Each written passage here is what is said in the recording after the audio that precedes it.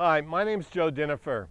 In this video vlog, what we're going to do is share with you what's called VAK. VAK stands for Visual, Auditory, and Kinesthetic. Visual is very clear and how it relates to tennis. If you have a visual guide, for example, the net itself is a visual guide. You don't want to hit in it because the ball doesn't get to the other side. Clear? The lines are a visual guide in that we have to hit inside of them. And then you've got target systems that can be used, and some of the top players in the world have trained with our rope zone and our air zone and similar targets over many, many years. Now the auditory part is like Tim Galway said, the concept of the sound of striking the ball, the sound of the ball hitting the court. So it's the bounce, hit, bounce, hit. Those sounds can help with the player's rhythm and sense of what's going on. They can get a sense also of spin and ball speed and swing speed. Another auditory cue could be swinging fast enough so that you hear the wind sound in your strings. And that brings us to K, kinesthetic. Kinesthetic means how you feel, and that could relate to your body in terms of your knee bend and your playing height, to the rotation of your shoulders on your forehand, to the elbow being down on the serve so that you can get full extension and a long swing up to contact, to how tight or loose you grip your racket at different phases of the swing.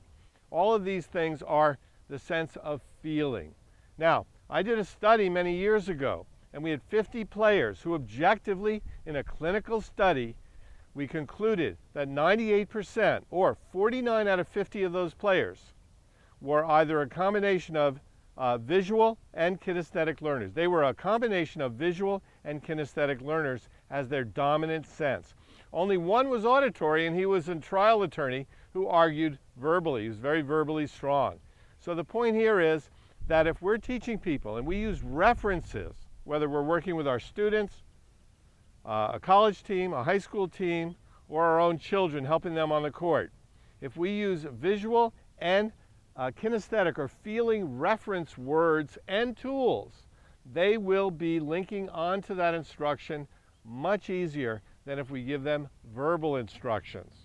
If you teach with many other pros at a facility, sometimes you'll hear John go back to the back and tell Jim, oh gosh, you know, I teach Mary every Saturday morning at 10:30, and I keep having to say the same thing over and over again each week, week after week, month after month. It's driving me crazy.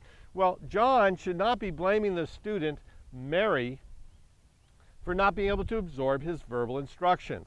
The reason she probably is not absorbing them well is that he is not giving visual, either targets or guides for her to use on the court as a reference to learn faster about swing path, or kinesthetic in terms of feeling, loosening, being more fluid, all of those things. So it is up to us as teachers and parents, and if we're players, helping ourselves learn better as players, to key in on those most common learning styles, namely visual and kinesthetic, and not so much teaching and learning with just words. Thanks for joining us.